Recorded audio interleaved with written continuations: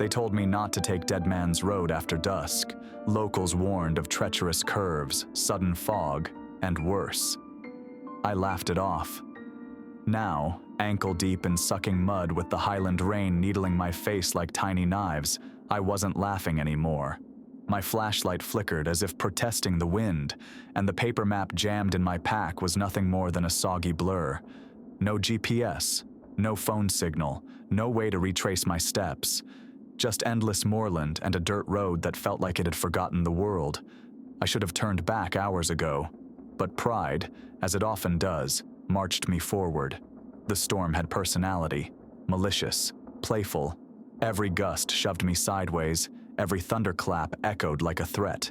Then, just as I considered curling into the ditch and letting the Highlands claim me, I saw it. A light, faint, flickering, amber, not white, not electric, a firelight glow. I blinked, sure it was a trick of exhaustion or water in my eyes. But there it was again, further ahead on the winding road, glowing like a hearth in a world that had forgotten warmth. I stumbled toward it, slipping on wet stone, hope swelling despite my better judgment. It was a pub. The sign swung lazily on rusted iron chains, creaking in the wind. The Devil's Pint. The words were faded, the lettering in an old Gaelic script, barely legible beneath decades of grime and weather. It shouldn't be open. Hell, it shouldn't even be standing.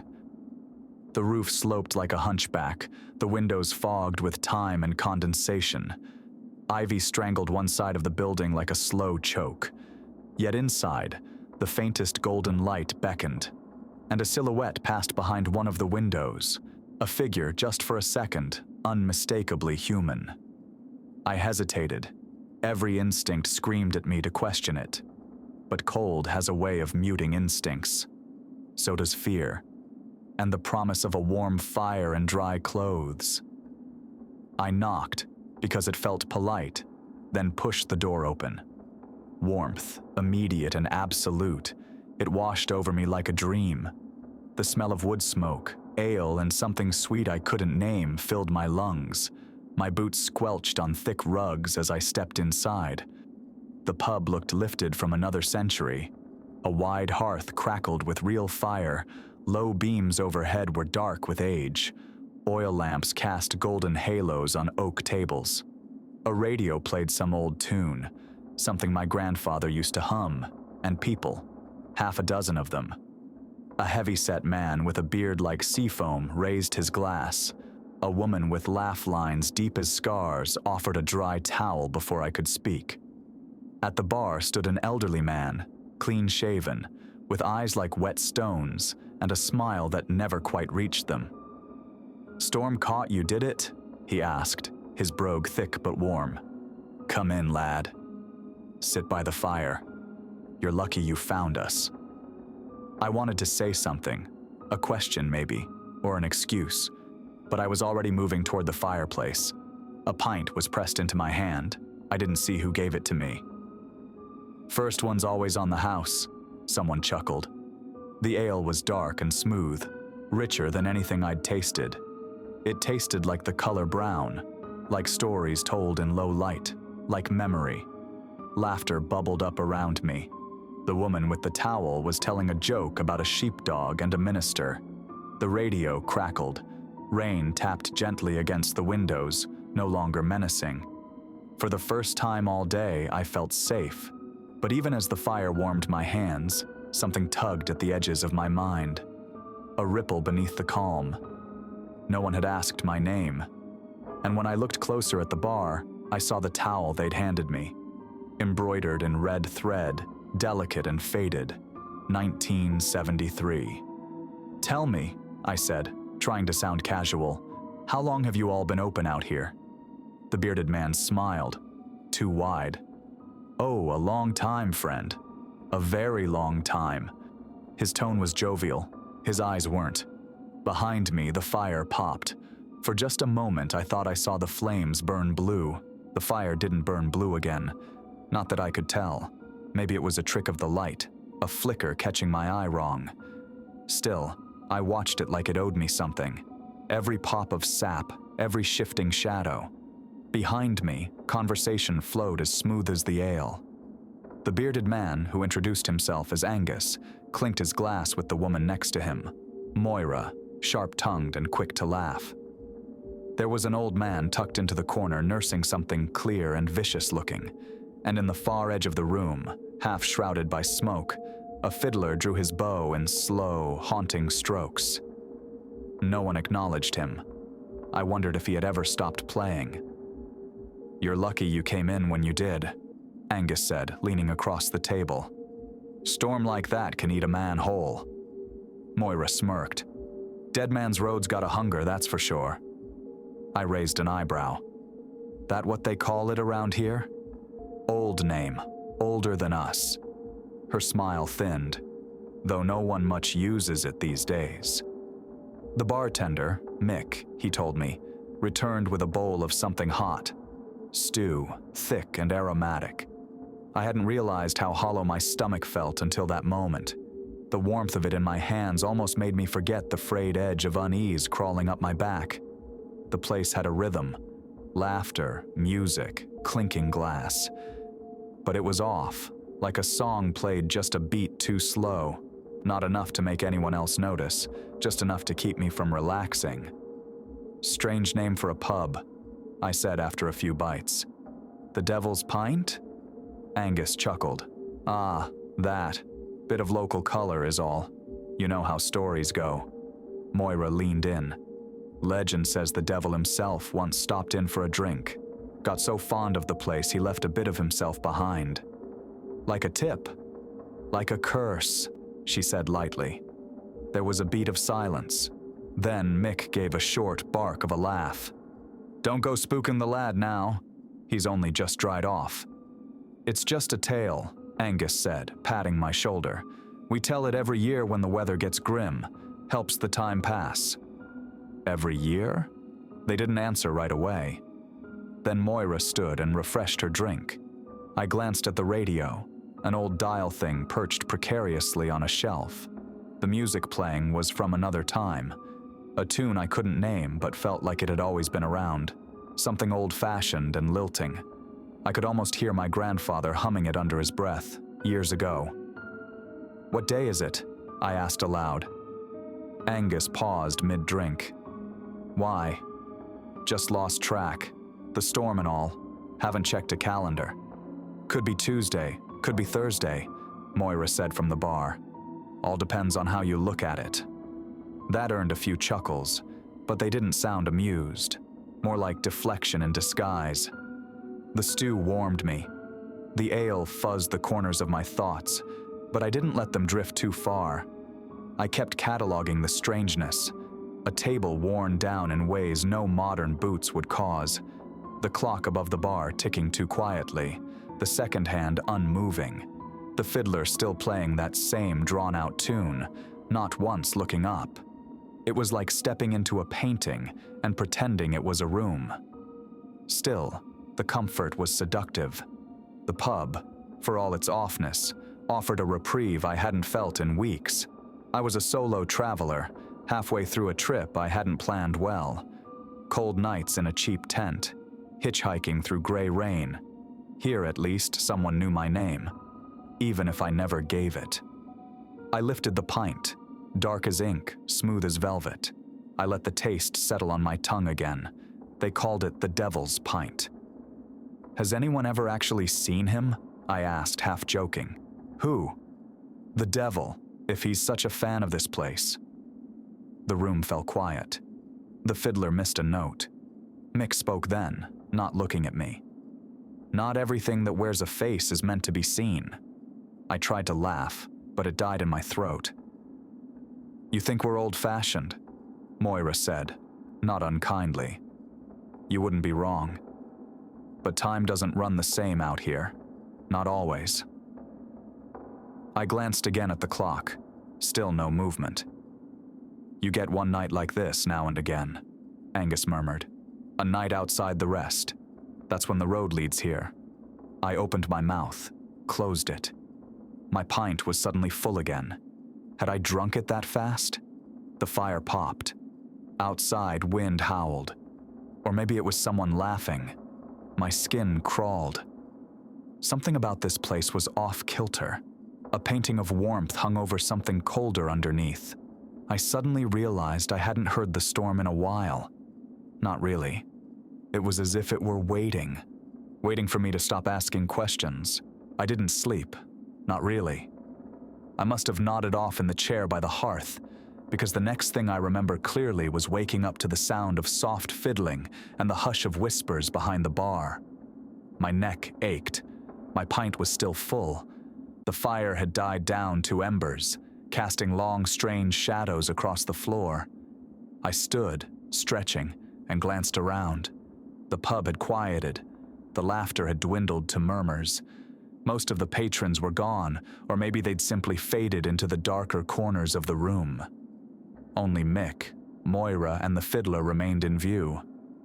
And Angus, still at his seat, staring at the hearth like it was telling him something. I needed clarity. Something about the place itched at my brain, like a word on the tip of my tongue, so I wandered, toward the hallway where I'd glimpsed the restroom earlier, past a crooked bookshelf where dusty volumes leaned into one another like old friends. The back corridor stretched longer than I remembered. A strange hush filled the air, like I'd stepped underwater. Then I saw them. Photographs, framed in tarnished brass, hung slightly askew, all black and white, all candid shots of patrons in this very pub, laughing, raising pints, playing cards, dozing by the fire. One photo stopped me cold. Angus and Moira, younger but unmistakable. Their eyes, their smiles, identical to the ones I saw just hours ago. Dated, March 12th, 1976. I scanned the next, Mick, behind the bar. Same dimple in his chin, same neatly combed hair. October 3rd, 1958. A cold sweat broke across my neck. I moved down the wall. The same faces again and again. The same patrons I'd seen tonight, trapped in glass smiles across decades. Was it some family tradition? Descendants? But no. The clothing changed slightly, but the faces didn't age. Not one wrinkle. Not a single hint of time passing. I stepped back, heart hammering. The corridor suddenly felt narrower, the ceiling lower. A photo hung crooked near the end of the hall. I reached to straighten it, and for just a second, only a second, I could have sworn the figures in the photo moved. Moira turned her head, just slightly. Her eyes met mine. I yanked my hand back, stumbled away, blinking hard. The hallway rippled. The wallpaper, once a dark forest green, now looked gray and peeling. I turned, disoriented, and headed back toward the main room. But when I stepped through the archway, the pub was different. No music, no fire, no patrons. The hearth was cold. The oil lamps flickered weakly. Tables stood abandoned, some with half-full glasses, others overturned. Dust coated everything. I coughed, the sudden stillness choking. Then the light surged. In a blink, the fire roared back to life. The radio resumed its song. Laughter resumed. The room buzzed with warm light. Angus raised his glass again. Had I imagined it? I remembered the dust, the silence, the empty glasses. It had changed, if only for a heartbeat. I returned to my chair, unsure whether to speak. My pint waited, untouched. The same smooth foam, the same cold glass. Moira slid into the seat beside me.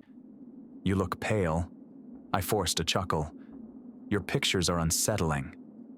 She didn't respond right away. Just sipped her drink, watching the fire. "You see what you're ready to see, Liam. Nothing more." "That sounds like a line." She smiled, but there was sadness behind it. "That's because it is." I turned to ask what she meant, but she was already gone. Back behind the bar, Mick polished a glass that had no smudges. His eyes met mine briefly. He gave a slight shake of his head. My memory. Something about it felt frayed, like threads pulling loose at the seams. Hadn't Angus told the same story twice? About the hiker who wandered in from the glen. Word for word, down to the way he chuckled at the punchline. I touched my pint. Still cold. How long have I been here? I whispered to no one. The fiddler kept playing. My head throbbed with the beginnings of a deep, confusing panic. I stood again, needing air, needing sense. But when I turned toward the door, I saw something that stopped me still. A mirror, cracked slightly at the corner. In it, the pub reflected as it was a few minutes ago. Empty, dark, ruined. Cobwebs in the rafters, broken furniture, a pile of ash where the hearth should be, and me, standing alone. I looked over my shoulder. The pub was full. Music, warmth, clinking glasses. I looked at the mirror again. Nothing had changed in the reflection. The image of myself in the mirror raised its glass, staring at me with hollow eyes. I didn't move. I couldn't remember whether I had taken that sip already, or if this was still the first pint. And in the distance, through the distorted glass, I thought I saw a dark shape behind the bar. Something tall, watching me, waiting. I didn't wait. Whatever I saw in the mirror, whatever shadow loomed behind the bar in that reflection, it jolted something awake in me, something primal. Fear peeled back my fatigue, burned through the haze of drink and firelight. My chair scraped loud against the wooden floor as I stood. The fiddler didn't pause. The others, they barely blinked. Mick looked up, one brow slightly raised, but said nothing. I backed away slowly, eyes darting toward the front door. It stood where it always had. Oak, iron latch, fogged glass panel. I forced myself to move, crossing the space between fireplace and door in a few long strides. My boots struck the floor too loudly. I wrapped my fingers around the latch and yanked. The door opened. Wind and rain slapped my face. Relief, raw and cold. I stepped into the threshold, tasted freedom. Then I realized something was wrong. Beyond the door wasn't the road. It was the hallway. The same narrow passage lined with crooked photographs. I stumbled forward, heart leaping into my throat, only to emerge not outside, but from the corridor near the bar, where I'd first found the photos. The pub had folded in on itself. I turned, tried the back door through the kitchen. I pushed it open, this time breathless with determination, only to spill out into the exact same room, from the opposite side. The Devil's Pint had no exit. Liam? Angus stood by the hearth now, pint in hand, face unreadable. You look a touch pale. Sit down, lad. You've been through a storm.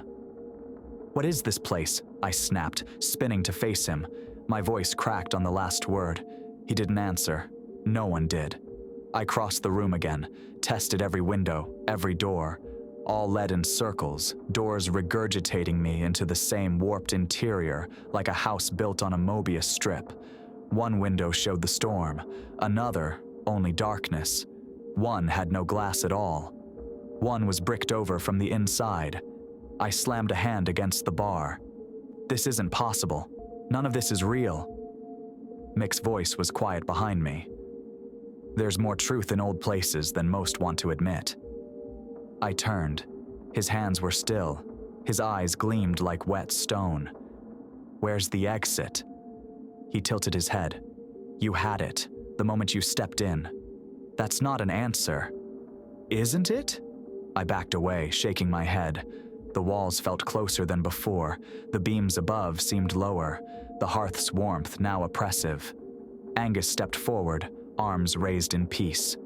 It's just one night, Liam. Stay. The worst is outside. Why can't I leave? Because you drank, said a voice behind me. I turned. The woman I hadn't heard speak before, the quiet one always in the corner, was suddenly close. Her eyes were soft but ancient, and her voice barely a whisper. You accepted the pint. That's the rule. I didn't know. She gave a small nod. That doesn't matter. I stumbled back. Moira stood near the doorway now, her expression unreadable. Not angry, not cruel, something like regret. "It isn't personal, lad," she said. The room tilted slightly, or maybe I did. I rushed the stairs. Upstairs, perhaps, maybe a window, an attic crawl, any way out. But at the top, the corridor twisted sideways, leading down again. Doors opened onto more of the same, rooms filled with mirrors, empty chairs, and the echo of music without a source. In one room, I found a bed with my backpack neatly placed on it. Dry, clean, as if I'd always lived here. I ran, down again, out the same door, into the same room. No escape. Time frayed, minutes looped. The pint on the table stayed full. The fire never died. Eventually, I sank to the floor near the hearth, unable to breathe right. Around me, the patrons resumed their low conversation. Laughter floated through the air again, polite and rehearsed. The fiddler hadn't stopped. I wasn't sure he ever had. I looked up. Moira crouched beside me. "It's easier if you don't fight it." "Fight what?" She touched my shoulder. Her hand felt like memory. "The way things are." And that's when I heard it. Faint, but unmistakable. A clock, ticking, from somewhere deep in the building. A heavy, deliberate tick, like a heartbeat carved from wood. I turned toward the sound, and the wall behind the bar shimmered. A grandfather clock stood there now, as if it had always been. Tall, dark, its pendulum swinging slow. The hands pointed to just before midnight, 11:47. Moira stood. "The night's not over yet." Behind her, the patrons turned to look at me, all of them. Their smiles never reached their eyes. I was alone, trapped in a place that wore the skin of comfort, but had none in its bones, and the clock kept ticking. The ticking wouldn't stop. Each slow swing of the pendulum pulled the pub further from anything resembling sense. The fire crackled behind me, but its warmth had turned hollow, like standing too close to a television showing flames. And the faces, Moira, Angus, Mick, all watched me now with an expectancy that churned my gut. 11:48. I pushed myself upright, my limbs shaking. "What happens at midnight?" I demanded. Mick wiped the same glass he'd been polishing all night, not looking up. "Midnight's the end of the night, same as anywhere." "But this place, it isn't anywhere, is it?" The quiet woman, the one who'd warned me about the pint, stood again from the corner, though I hadn't seen her rise. She stepped into the firelight, and her shadow stretched long across the floor, impossibly long. Her voice came soft, but it rang clear in my bones. "You asked what this place was. You felt it the moment you arrived. That knowing behind your eyes." "I didn't know, But you felt it. That's enough." Moira turned toward the clock, expression solemn. "Time's running short. He's stirring." "Who?" I asked, throat dry. "What is this? Just tell me. Tell me what's real." Angus sat down heavily, as if a great weight had finally settled on his shoulders. "You are," he said, "for now." I waited, fists clenched, until Mick finally stepped around the bar. "Every year," he began, his voice slow and even, "the Devil's Pint opens for one night. The walls wake, the storm stirs, and a door opens, not one you find on purpose. It finds you. Only the lost get in, the nearly gone, drifters, loners, people who could vanish without a trace, easy to forget."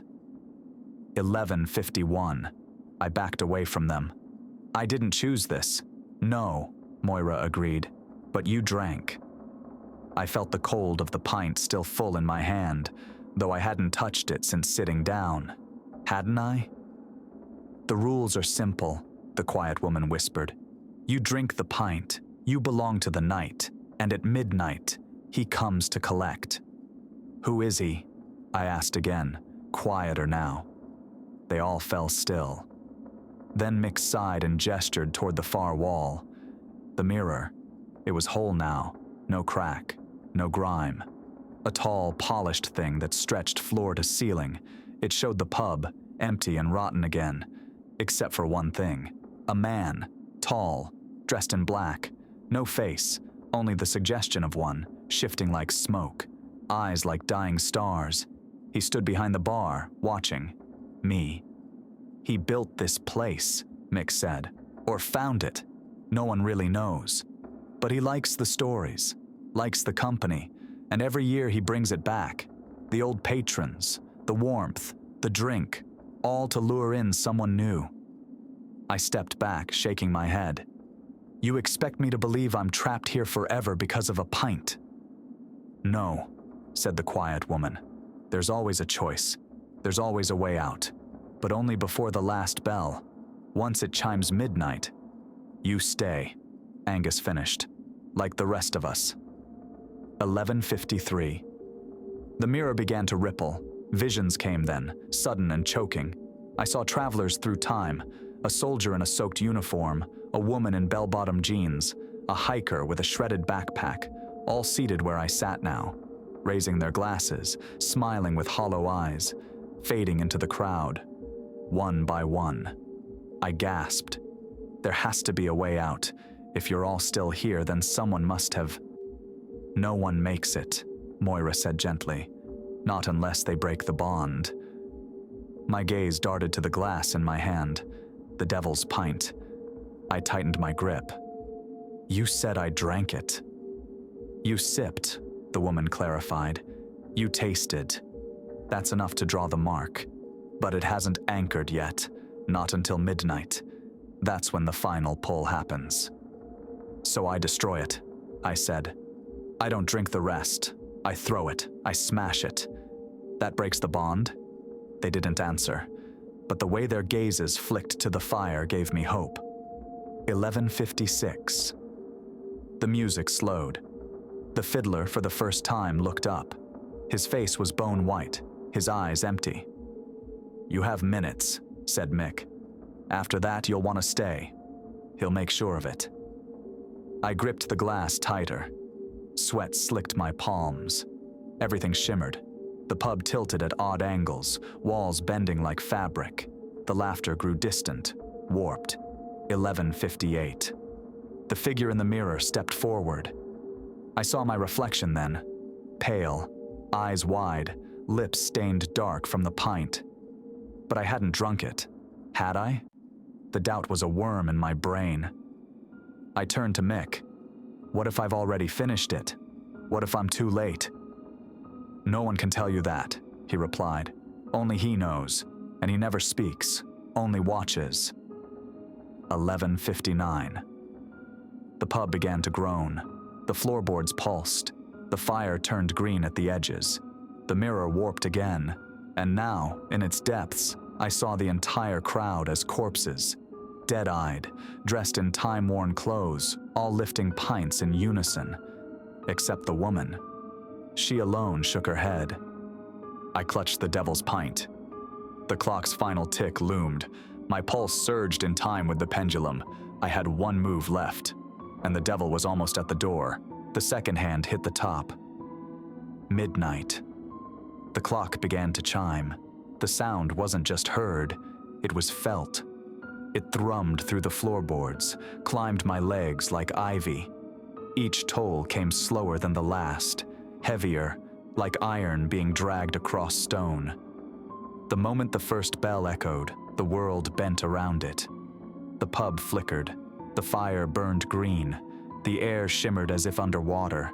The once jovial faces of the patrons contorted into waxy, vacant masks, mimics of life frozen in smiles that no longer matched the eyes. And behind the bar, the shadow emerged. He didn't walk. He materialized. No footsteps, just presence. A figure taller than any human should be, wearing a long black coat that swallowed light.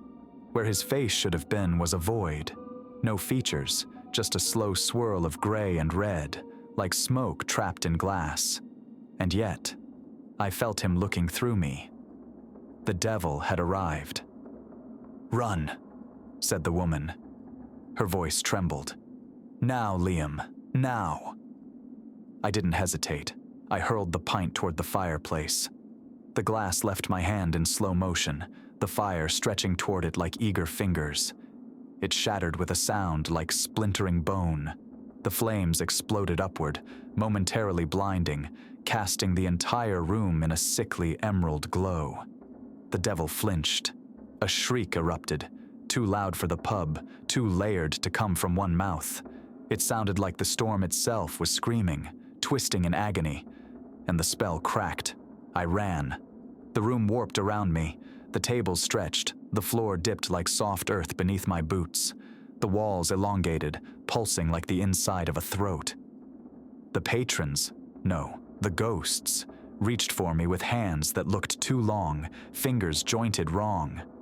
"You don't belong out there," someone croaked. "He'll take you anyway," another whispered. I dodged them, kicked open the nearest door, only to find myself in the kitchen again. Another door. I burst through. The entryway. But the devil stood there, unmoving. Behind him, a window. One shot. I bolted sideways, shoving through chairs and knocking over a stool. The devil didn't chase. He didn't need to. The room shifted to meet him. But I was faster. I dove for the window. My shoulder crashed through the glass. Cold rain slapped my skin like a baptism. I tumbled out, hit the ground hard, rolled through moss and mud and silence. The pub was gone. No lights, no laughter, no music. Just a black, sagging ruin. I lay gasping in the wet grass, blinking rain from my eyes. Above, the storm had broken into a light drizzle. Moonlight filtered through tattered clouds. I turned. Where the devil's pint once stood in golden glow was now a husk. Shuttered windows, half-rotted timbers, and ivy consuming the sign. The door hung crooked, the hinges rusted. One window was shattered, the one I'd come through. I dragged myself to my feet, legs shaking. My shoulder throbbed from the glass, but I was alive, free. Then I heard something behind me, a creak. I turned slowly. Through the broken window, I saw the hearth. No fire, no figures, just an empty pint glass on the floor, and a single wet footprint beside it. Mine. The devil hadn't followed, but the house remembered. I backed away, heart pounding in my ears. My reflection hadn't moved in the mirror, but now I wasn't sure there had ever been a mirror. Maybe it was always the devil watching. I stumbled down the road, knees weak, blood sticky on my palm where the glass had sliced it. Behind me, the devil's pint stood still. Silent. Dead. I walked until my legs couldn't carry me, then collapsed beneath an old oak tree. Dawn began to crack over the hills, pale and cold and clean. I survived. But the worst part wasn't the horror. It wasn't even the devil. It was how easy it had been to drink, how good it had tasted, how close I'd come to staying. The first pint is always free, that's the rule. And there's always another lost soul on Dead Man's Road. There always will be. It's been 3 days since I escaped the devil's pint. Or at least, that's what the calendar says. I don't trust time anymore. Not after what I saw. Not after what I felt. Out there, in the waking world, days move forward. But inside that pub, inside that trap dressed in firelight and ale, the clock doesn't tick. It circles, spirals. I've replayed every moment since, every step I took down Dead Man's Road, every drop of rain, every glance at that cursed golden glow in the storm. Sometimes I wonder if I truly left. The wound on my shoulder where I hit the window is real. The cut on my palm still stings when I grip anything too tight. So yes, something happened. But every night since, I've dreamt of the fireplace, of music drifting through warped air, of laughter without joy. I wake up gasping, tasting smoke and old ale. The pint glass always returns in the dream, always full. I made it to a town the morning after, the first signs of life I'd seen in miles. A bed and breakfast off a quiet coastal road. The woman running it didn't bat an eye when I stumbled in, soaked and shaking. She gave me a room and a hot meal without question. Kindness like that doesn't come without suspicion anymore. When I asked her about Dead Man's Road, she went still. "Old trail," she said. "Should have been closed off years ago. Landslides, bad weather, people vanish." I pressed. "Ever heard of a pub out there? An old one? Stone walls, slanted roof?" She just shook her head. "No one builds out there. There's nothing but peat and fog." So I stopped asking. But I went back. I had to. 2 nights ago, after sunset, I retraced my steps. The sky was clear, moonlight soft across the hills. No rain, no storm.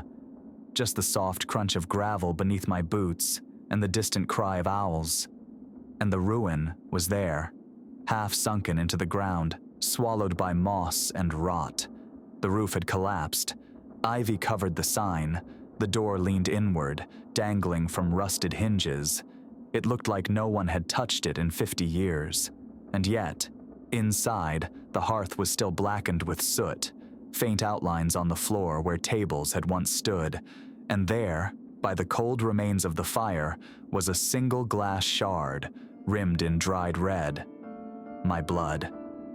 I stood there a long time, listening, waiting, hoping I'd hear something that proved I was wrong, that I'd imagined it all, that it was a hallucination, a dream.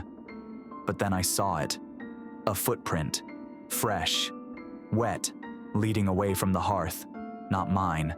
Someone had been here after, or maybe before. I turned and left without looking back. Now I sit in this quiet room, curtains drawn, trying to find the right words, to write it all down, to pass the warning forward, because I know how it goes. I know what's coming.